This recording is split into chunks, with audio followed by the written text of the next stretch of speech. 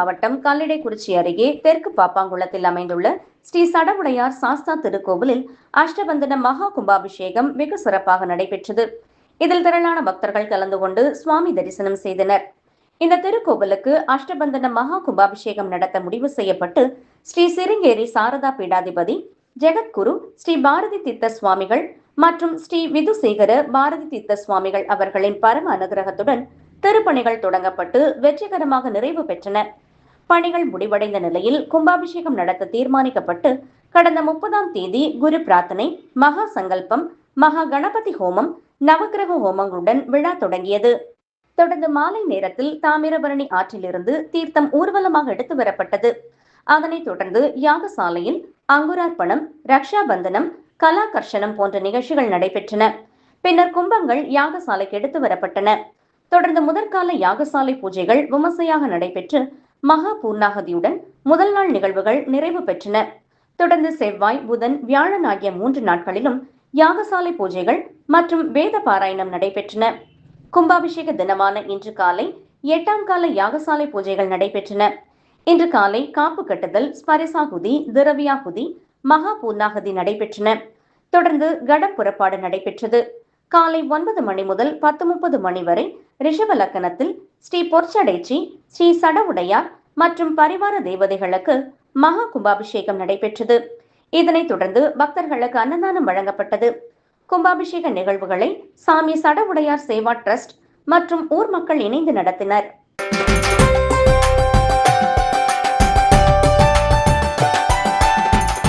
விழுப்புரம் மாவட்டம் திண்டிவனம் செஞ்சி சாலையில் அமைந்துள்ள பாலமுருகன் ஆலயத்தில் பங்குனி உத்திர திருவிழாவை முன்னிட்டு பால் குடங்களை சுமந்து பக்தர்கள் ஆலய வளாகத்தில் உள்ள தீ மிதித்து நேர்த்திக்கடனை செலுத்தினர். பின்னர் பக்தர்கள் செடல் மற்றும் அலகு குத்தியும் காவடி சுமந்தும் நகரின் முக்கிய வீதிகள் வழியாக ஊர்வலமாக வந்தனர். தொடர்ந்து அலங்கரிக்கப்பட்ட வாகனங்களை பக்தர்கள் முதுகில் அலகு குத்தி இழுத்து வேண்டுதலை நிறைவேற்றினர். இதில் திரளான பக்தர்கள் கலந்து கொண்டு சுவாமி தரிசனம் செய்தனர்.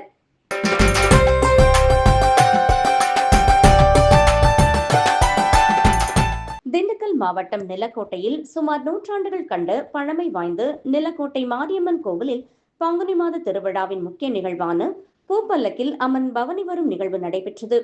ஒவ்வொரு ஆண்டும் பங்குனிக்கு முந்தைய ஞாயிற்றுக்கிழமை தொடங்கி கொடியேற்றத்துடன் திருவிழா நடைபெறும். 3ஆம் தேதி பங்குனி உற்சவ விழா சாட்டப்பட்டு கடந்த 8/3/2026ஆம் தேதி பூச்சொரிதலுடன் கொடியேற்றப்பட்ட நிலையில் கடந்த 2 தினங்களாக பால்குடம், தீச்சட்டி, காவடி என முக்கிய நிகழ்வுகள் ஒவ்வொரு நாளும் நடைபெற்று வந்தது. நிலக்கோட்டை சுற்றுவட்டார பகுதிகளில் உள்ள கிராம மக்கள் விரதமிருந்து தங்களது நேர்த்திக்கடனை செலுத்தினர். மாரியம்மன் கோவிலின் முக்கிய நிகழ்வான பூப்பல்லக்கில் அம்மன் வீதி உலா வரும் நிகழ்வு நேற்று நடைபெற்றது. வெகு விமர்சையாக நடைபெறும் இந்நிகழ்வு நள்ளிரவு 12 மணிக்கு தொடங்கி இரவு முழுவதும் நகர் முழுவதும் உள்ள முக்கிய சந்திப்புகளில் நின்று பக்தர்களுக்கு அம்மன் அருள் பாலிப்பது வழக்கம். அந்த அடிப்படையில் இந்த ஆண்டு பச்சை நிற பட்டு உடுத்தி மல்லிகை பூவால் அலங்கரிக்கப்பட்ட பூப்பல்லக்கில் அமர்ந்து முக்கிய வீதிகளில் கோவிலில் இருந்து புறப்பட்டு கடை வீதி, மெயின் பஜார், 4 முனை சந்திப்பு, சௌராஷ்டிரா தெரு உள்ளிட்ட பகுதிகளில் நாதஸ்வரம் இசை முழங்க பாரம்பரியத்துடன் அம்மன் வீதி உலா வந்து பக்தர்களுக்கு அருள் பாலித்தார். இந்நிகழ்ச்சியில் பல்லாயிரக்கணக்கான பக்தர்கள் கலந்து கொண்டு பூப்பல்லக்கு வீதி உலாவில் அம்மனை தரிசித்தனர்.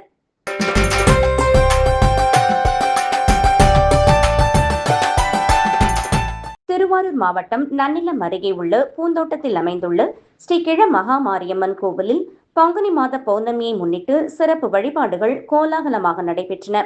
வேண்டும் வரங்களை அருளும் சக்தி மிகுந்த அம்மனாக பக்தர்கள் நம்பிக்கை கொண்டுள்ள இந்த கோவிலில் அன்று அதிகாலை முதலே பக்தர்கள் திரளாக கூடினர்.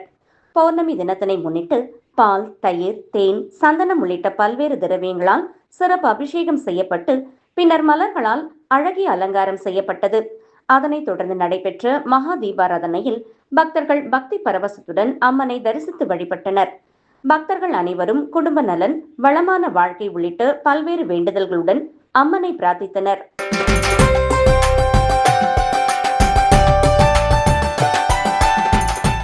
விழுப்புரம் மாவட்டம் திண்டிவனம் வட்டம் மயிலம் வள்ளி தெய்வானை சமேத சுப்பிரமணிய சுவாமி கோவிலில் பங்குனி உத்திர திருவிழாவின் ஒரு பகுதியாக ஏப்ரல் 2026இல் முத்து பல்லக்கு, கிரிவலம் மற்றும் தீர்த்தவாரி நிகழ்வுகள் கோலாகலமாக நடைபெற்றன.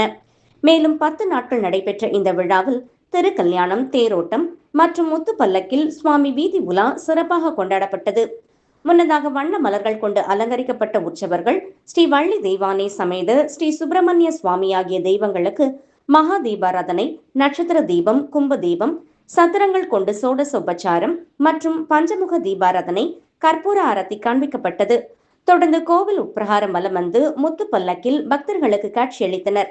மேலும் 10 நாட்கள் நடைபெறும் இவ்விழா பங்குனி மாதம் கொடியேற்றத்துடன் தொடங்கி பங்குனி உத்திர விழாவின் கடைசி நாள் விழாவாக முத்து பல்லக்கில் வள்ளி தெய்வானை சமேத முருகப்பெருமான் திருகிரிவலம் வந்து பக்தர்களுக்கு அருள் பாலித்தார்.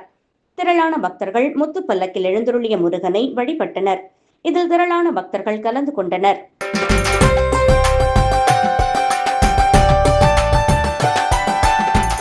தென்காசி மாவட்டம் மேற்கு தொடர்ச்சி மலையடிவாரத்தில் பிரசித்தி பெற்ற அருள்மிகு பரம கல்யாணி அம்பாள் உடனுரை அருள்மிகு சிவசைலநாதர் கோவில் அமைந்துள்ளது. தமிழகத்தில் கடனா நதி கரையில் மேற்கு நோக்கி அமைந்துள்ள சிறப்பு வாய்ந்த கோவில். மேற்கு தொடர்ச்சி மலையில் சிவபெருமானை நோக்கி தவமிருந்த அத்ரி மகரிஷிக்கு திருமண கோலத்தில் காட்சியளித்த தலமாக இது விளங்குகிறது. இங்கு ஆண்டுதோறும் பங்குனி மகா உற்சவம் மிக சிறப்பாக கொண்டாடப்பட்டு வருகிறது. இதையடுத்து இந்த ஆண்டு பங்குனி மகா உற்சவம் இன்று காலை கொடியேற்றத்துடன் தொடங்கியது. கொடியேற்றத்தை முன்னிட்டு அதிகாலை சுவாமிக்கு அம்பாளுக்கும் சிறப்பு ஆராதனை நடைபெற்றது. இதனைத் தொடர்ந்து கொடியேற்றப்பட்டு கொடிமரத்திற்கு குங்குமம், சந்தனம், பன்னீர், தேன், பஞ்சாமிர்தம், விபூதி உள்ளிட்ட பொருட்களை கொண்டு சிறப்பு அபிஷேகம், அலங்காரம் மற்றும் ஆராதனை நடைபெற்றது. கொடியேற்ற நிகழ்ச்சியில் ஏராளமான பக்தர்கள் கலந்து கொண்டு வழிபட்டனர். தொடர்ந்து விழா நாட்களில் காலை மற்றும் மாலை சுவாமி அம்பாள் வீதி உலா நடைபெறும். 11ஆம் நாளான ஏப்ரல் 13ஆம் தேதி பங்குனி தேரோட்டம் நடைபெறுகிறது. விழாவிற்கான ஏற்பாடுகளை கோவில் நிர்வாகத்தினரும் பங்குனி உற்சவ கமிட்டியும் செய்து வருகின்றனர்.